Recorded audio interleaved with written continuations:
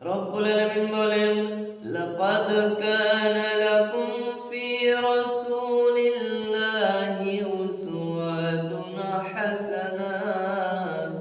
রব্বুল আলামিন বলেন, গোলাম নিশ্চয় আমি আমার রাসূলের মধ্যে রেখেছি উত্তম চরিত্র।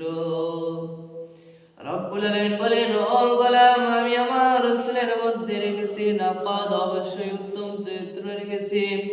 আর তোমরা এই চরিত্রগুলো তোমরা দেখে দেখে এই চরিত্রগুলো তোমরা গঠন করো গোলাম। পৃথিবীর কোনো মানুষের গ্যারান্টি নেই যে তার চরিত্র ভালো, কিন্তু বিশ্বনবী সাল্লাল্লাহু আলাইহি ওয়াসাল্লামের চরিত্রের অধিকারী বানিয়েছেন কে? রব্বুল আলামিন নিজেই তার চরিত্রের সার্টিফিকেট দিয়ে দিয়েছে। এই জন্য বিশ্বনবী সাল্লাল্লাহু আলাইহি ওয়াসাল্লামের চরিত্রের সাথে আমাদের চরিত্র মিলিয়ে গড়ে তুলতে হবে।